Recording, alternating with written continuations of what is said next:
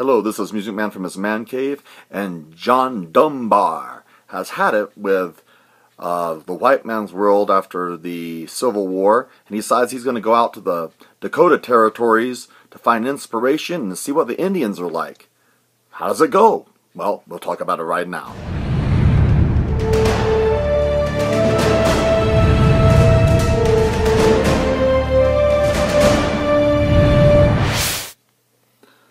Dances with Wolves. Kevin Costner's masterpiece about a man burned out after the Civil War, wants to go to fields of gold and meet the Indians and discover what life's really all about. How does it go? Dances with Wolves. I like this movie. I watched it, went to the theater and saw it, and I was really pleased with it. I thought it was a good movie. It's actually a very simple story. Here's your synopsis.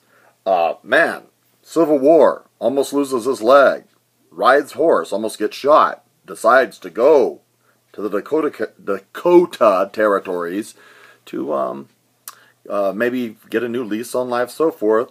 He meets these Indians, and he is attracted to their simplicity of life and their family togetherness and the way that they live. And so he kind of falls in love with a young girl, or now she's a woman, who was basically adopted by these Indians when her family was killed by the Pawnee.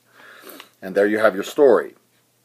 Except here comes along the doofus white men in this movie. I mean, they're really so stereotypical. I mean, they make these white men to all have the IQ of about 68 and a bunch of, lower than Forrest Gump, and they basically come out and they love to hit people, shoot people's horses, and they love to hit people in the head with rifle butts. That's their favorite thing to do in the movie. Stop it! Stop it! Stop it! So what did I think of Dances with Wolves? Well, I enjoyed the movie. I enjoyed it. I just thought it was a little bit, how do you say, wrong in the way it depicted all white men except John Dunbar. I don't believe that all white men were idiots and were cruel and vicious and nasty. I'm sure some of them were. But when John Dunbar leaves his outpost and he decides to go back and get his book after adopting to the ways of the Indians, he's continually assaulted and treated terribly by the white man, and that gets a little bit old. I mean, if anybody hitting the head with a rifle butt that many times would probably have severe brain trauma the rest of their lives. However, I love John Barry's score in this. It's sweeping, it's epic, it's beautiful. It's a simple story, but it's beautifully told. And whoever wrote this movie, kudos. I know that Kevin Costner directed it. Anyway, in this movie, he's lieutenant, and he's learns the Indian language, and they learn English, and he basically becomes friends with this medicine man in the village called Little Bird. And this movie actually is G-rated most of the time until there's rifle butts in the head.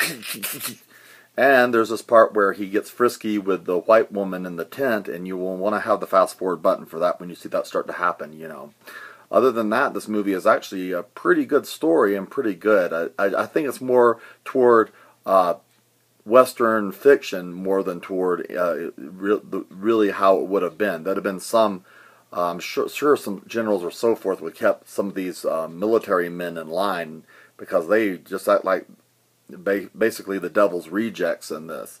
They're just disgusting people that use good reading for toilet paper, if you can imagine people that low and of stature and that low of IQ. You can't read neither. And I mean, that's basically the white man. And the Indians, of course, are portrayed to be wonderful, and everything that they do is absolutely fantastic. And so this is taking place probably about the time, right after the time that Custer at the Battle of Little Bighorn was defeated because he was too arrogant and ran in there with too little troops, and he was basically juggernauted by the Indians, and they basically cleaned his plow, even when he was given a warning not to do it, that he was being he needed to wait for reinforcements. He did it anyway. It's about the time also, right, this is the time period when probably Deadwood, South Dakota was created, and the mining started, the gold sweep across, and all those wagons going across and going to the Dakotas and probably to the Montanas and to San Francisco to dig in the earth and to find their treasure. So Dances with Wolves is pretty good movie. I think it's a little bit contrived for the time period in which it happened. You'll basically at the end of this movie love the Indians and be rooting for the Indians, and you'll want to go hang every white man by his toenails up and kill them. And this does have a part where there is a fight between the Indians and the white man to save John Dunbar, and you find yourself rooting for the Indians. And so you just need to realize that there is some fighting, some violence in this movie. It's a PG-13 movie. I wouldn't say it's really appropriate for probably some teenagers. It's not appropriate for children at all.